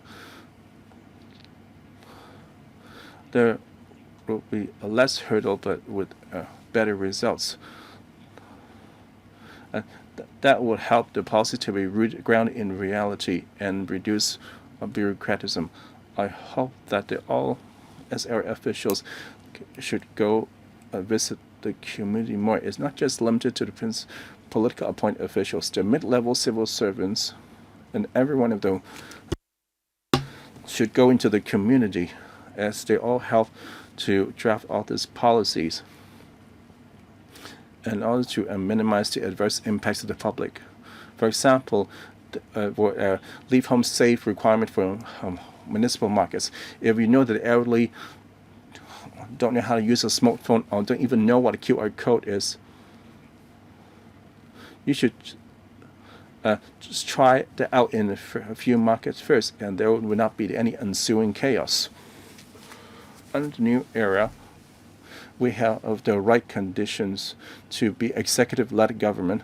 To achieve a sound governance administration, we need the will of the bureaucrats. But spend 2 hours in the community, you can address the deep-rooted problems. The more you visit, we know the vegetables are expensive, and care about the public, then we not let the problem to snowball into major grievances.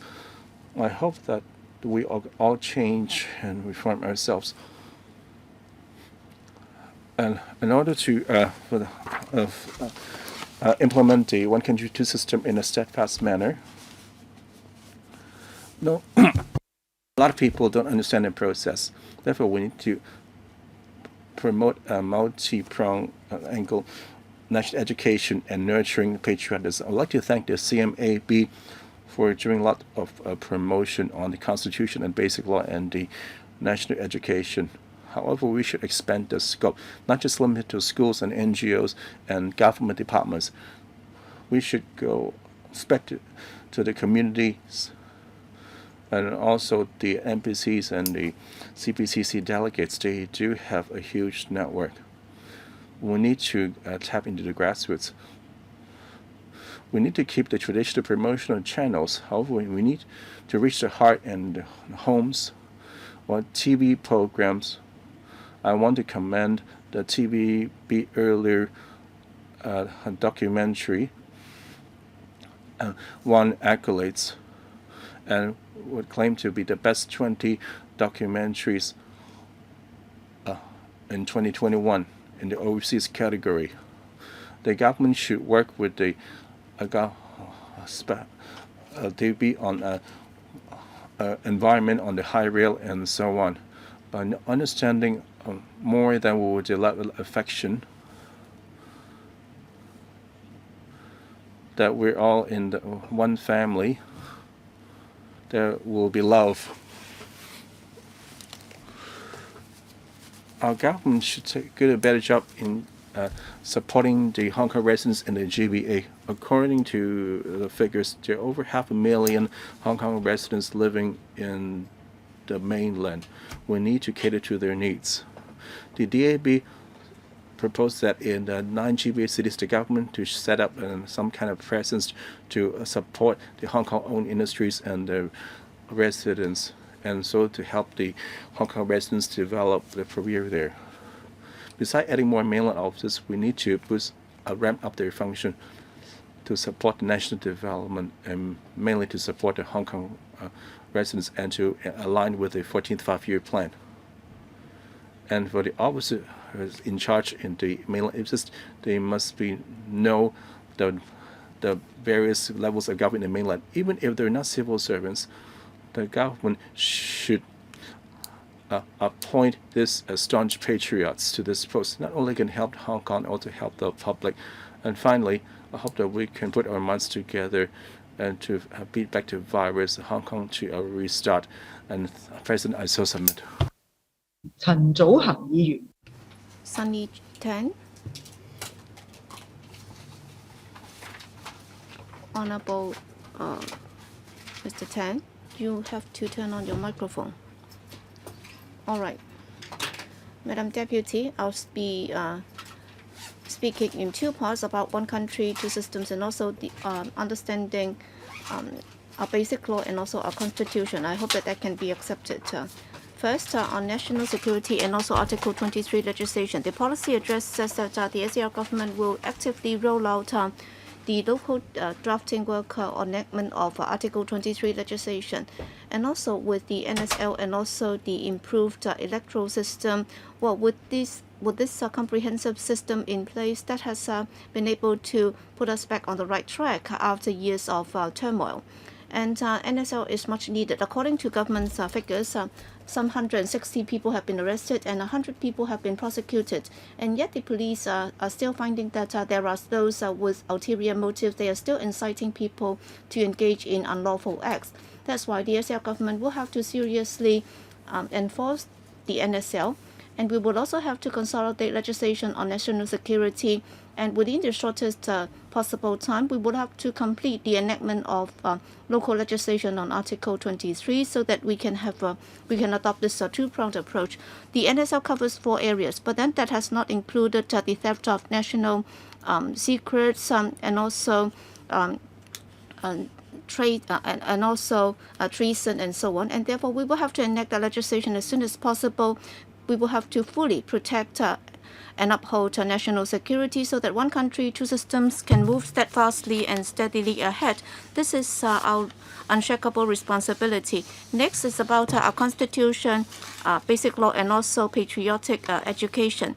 Well, the constitution provides that we will have to enhance patriotic and national education, and therefore we will have to work fully in order to implement those ideas so that from children to adults and also from civil service to every member of the community, we will have to start at a very young age so that people will respect the rule of law, and then they will have to work together to uphold national security and also the government's security. And we would also have to have better identification with our culture because, national security law is done on the basis of the basic law, and the basic law would also have to be interpreted in the framework of our constitution, so that we'd be able to have an accurate and consistent interpretation of the law.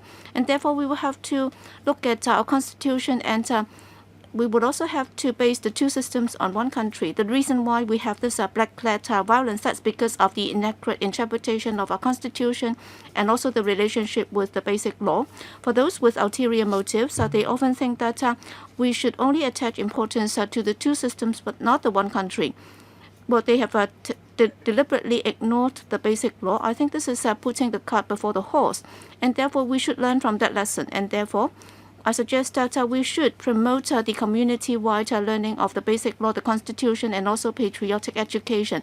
These should be done in tandem, because we will have to remove the two hurdles, and we will have to tackle the two enemies. One would be the black-clad violence, and we would also have to integrate into the overall development of our country, because the most important thing to us is our country, and therefore we must not let our country down, and we will have to live up to their expectation. And therefore, fighting the epidemic and also upholding national security are the most important tasks of the government, and therefore we have to insist on that. We must not lie flat. We will have to fight until the very end for our country. With the full support of our country, we will have to work together. So long as we put our heads and minds together, we will definitely be able to ride out of the storm. We will definitely be able to see a better future. These are my remarks. Thank you. Mr. Jeffrey Lam. Thank you, Madam Deputy. This is the last policy address of the Chief Executive during this term of government, and improving with the improved electoral system and also with the implementation of the NSL, we are now on the right track, and we will be able to better integrate into the overall development of our country. And therefore, I'd like to talk about Article 23 legislation, so that we can also have legislation on cybersecurity. We would also have to step up the promotion of the basic law and our constitution, and we would also have to enhance our governance efficiency. Mr. Chris Tang said that would be introducing a draft bill on Article 23 within this session, and then they'd be submitting or tabling the bill before this council within this year. The Business and Professional Alliance has been very supportive of this. Article 23 spells out that Hong Kong will have to enact local legislation in order to ban 7 crimes, but then for treason and also other related crimes, they have not been covered by the NSL. Even the existing crimes ordinance is inadequate in dealing with those crimes, and therefore we will have to enact the local legislation as soon as possible in order to plug the loophole on national security. I would urge the administration to do a good job in terms of explanation, so that there would be better public education. And then for those with ulterior motives, they would not be demonizing this. Well, since the anti-extradition movement, people have been spreading rumors, and they also spreading rumors about people who have died during the 31st of August incident. And in many places, they've already got similar pieces of legislation to tackle or crack down on cyber rumors and so on. In Singapore, back in 2019, in October, they already enacted legislation on cyber security and also the crackdown on dissemination of false information online. And therefore, we will have to introduce legislation on fake news and also cybersecurity as soon as possible, so that there would be express provisions on the responsibilities of people. And we would also have to ensure cybersecurity. Well, given the current epidemic, it's not adequate to just do publicity. We will have to start with education. We suggest that the government should arrange for mainland experts and also the legal sector in Hong Kong to work together, so that they can work out the teaching kits, and there would also be stepped-up training for teachers, so that we would be able to support such education, so that both teachers and students would have a better idea about of nationalism, and also they would also have a better awareness of their national identity. We would also have to step up cybersecurity. We would also have to provide support to the primary and secondary schools to roll out such education. For example, dedicated fund should be set up, and also jobs could also be created in order to support the youth to support national security. The policy address also proposes to revamp our organization, our structure, and in terms of selection and appointment of senior officials, we will have to ensure that those capable would be getting the job, so that we will also be able to rationalize our work. The most important thing is in formulating policies, we have to adopt a people-oriented approach. And in terms of civil service training, other than stepping up or beefing up the understanding of civil servants on the Constitution as well as the Basic Law, NSL should also be included in the recruitment or induction training for civil servants. They would also have to undergo a certain number of hours of training on nationality and on our country, so that they would have a better understanding of the political situation both in our country and in Hong Kong. We should also enhance the training with the Civil Service Academy, so that we'll be able to have down-to-earth policies that would meet people's needs. Madam Deputy, Hong Kong has always been a very resilient and flexible city, and therefore we are able to play by the ears. And therefore, in the past, whatever turmoil that we have gone through, we have been able to overcome that with flexibility, so long as we can put our minds together and work in solidarity instead of just complaining and believing in rumors. So long as we can work together, we will definitely overcome the fifth wave of the outbreak. Once again, I'd like to call upon everybody in the city so that we would echo the calls of presidency, so that we will have to wholeheartedly support our government in fighting the epidemic, so that we'll be able to achieve the target of dynamic zero infection, and then we'll be able to win in this battle. These are my remarks. Thank you. Mr. Stanley Ng. Thank you, Madam Deputy. Madam Deputy, in this session, I'd like to speak on the topic, and I'll be focusing on steadfastly and successfully implementing one country, two systems. Mr. Ng, have you turned on your microphone? Yes, am I coming through? Yes, am I coming through? Yes, you may now continue.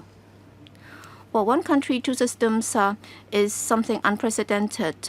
This is the great work of our leader, and therefore there is no precedence for us to learn from, and therefore inevitably we are bound to encounter problems. Indeed, during the past 24 years, Hong Kong has also gone through a lot of difficulties, and we have also managed to overcome a lot of hurdles.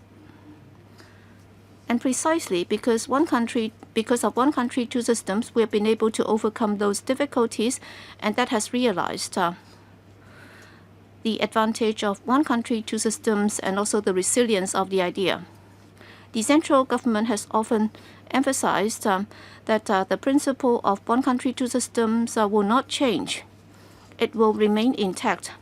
So through the expression of this by the central government, and also through the documents, we can fully understand the determination of the Central People's Government and also its will to adhere to that principle. Still, we will also have to rely on ourselves to make sure that the idea will remain intact without any changes. And therefore, in the process, the Chief Executive proposed that we will have to continuously improve on the implementation of one country, two systems. In the policy address, she also set up a lot of descriptions on upholding the Constitution, improving the electoral system, and also to enhance or step up education on the Basic Law and Constitution, the national anthem, ordinance, and stepping up of training for civil servants, and also enhancing the relationship between the Basic Law and the Constitution, and so on. Well, all that has been set out in the policy address, And I fully agree with what is said in the policy address. I also understand that the implementation of one country, two systems is a process. It's about a system. It has to be continuously enriched and improved. Therefore, in the process, we have to work in, well, we will have to tie in with the efforts of the SAR government in order to make it a success. In the past couple of years, what has happened is that there have been some problems, including the black clot violence and also the epidemic. All these show that in the process of implementation, we have encountered some problems. And yet, with the support of the central authorities, for example, with the implementation of the NSL and also the implementation of the improved electoral system, they have also given us a lot of support in fighting the epidemic. That has enabled us to better implement the principle. Indeed, with the enactment of the NSL as well as the improved implementation of the electoral system, that has shown that that we can do it. We can be back on the right track. And for the bandits, they're trying to paralyze this council so that they would undermine our people's livelihood, and they would also paralyze the government's work. And we cannot just afford to allow people to double talk and take advantage out of this. And therefore, good governance can be implemented with conditions, and members of the public will also be able to realize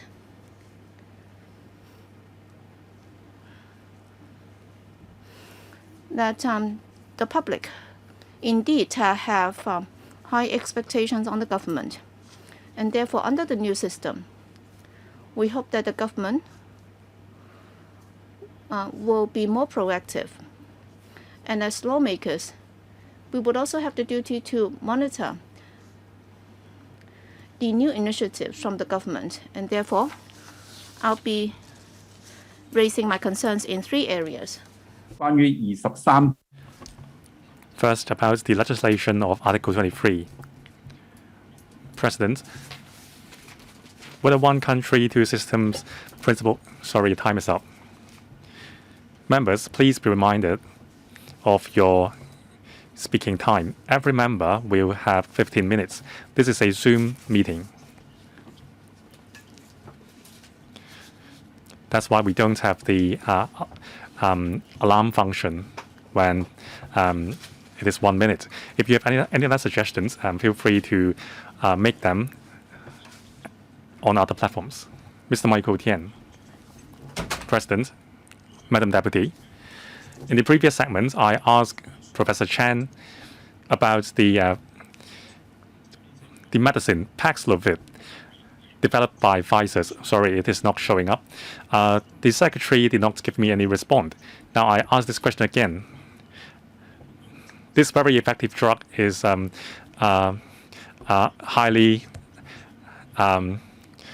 is a highly sought after item globally. So what is the price, and will the government procure it? If you do not give me an answer, I think you are holding contempt against the council. Now, because for continuity, I will give all my opinions in terms of all 3 segments together. During the election, when I was asked about my political platforms, I always mentioned protection of child. Now, when I was asked what I would want to do in my new term of office, I said I would like to speed up legislation for protection of child. Last year, I have been urging the government to legislate for mandatory reporting of child abuse cases. We had many child abuse cases last year. When I asked the Education Bureau in the morning, they said it is under the purview of the Labour and Welfare Bureau. And then when I asked Labour and Welfare Bureau in the afternoon, they said it is the LRC's purview. And then when I asked the LRC, they said they were just studying the failure to protect offence. It is not the same as a mandatory reporting mechanism. This is something very important. Well, I think as government officials, you should really strive to make it happen. Now, after months of urging, the government agreed to do that. So in this term, I would hold the government accountable for this. And this year, we find that the greatest abuser is the so-called protection of the children society. That's ironic. Now, I have asked the secretaries on many occasions, and the answers I were given were disappointing. So this is not just about an individual. This might have been happening even before the term of the secretary. I am angry about the failure of the system to monitor the performance of the society. This is just the tip of the iceberg. Concerning other associations, how can we make sure that something similar is not happening? So my political platform has become reviewing the entire child protection system. The response I get is that the review will commence in March next year. That's year 2023.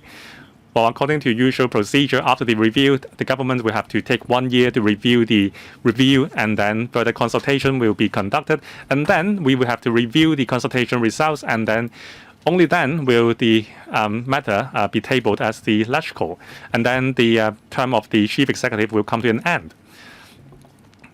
Well, can you promise us that we can complete the review within 3 years and implement the amendments in 1 year? We are one of the most advanced economies in the world. How can we allow something like this happen? Now, also, I'm very concerned about tenancy control for subdivided units. That's something that I've been fighting for in my previous term. That is my major achievement. In the end, I had to reluctantly abstain from voting because I cannot support a so-called tenancy control which does not have a starting rent. It is ineffective.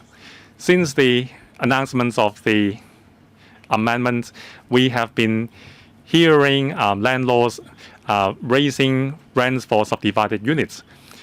Now, the subdivided flats tenants are the ones hardest hit by the epidemic, and they are suffering. I urge the government to roll out measures to implement a starting rent. Otherwise, this will be a complete failure. Well, I have a very essential question, which would relate to good governance. That is how we spend public money in terms of the contracting system. The government can't do all the work, so it is only reasonable to hire contractors. The point is we have to encourage the contractors and subvented organizations to do a good job in terms of taking care of children, building MTR stations, managing public toilets. This is in line with the Murphy Law. Anything that can go wrong will go wrong. As we all know, the government outsourcing contracts are a very important index of wages. But we have to be very careful about how we spend public money. For example, public toilets. No matter how beautiful you make the public toilets, the management is bad. There is no toilet papers, and there is rubbish littering the floor, and it smells, and it is a big waste.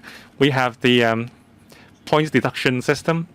However, it is not deterring enough for contractors.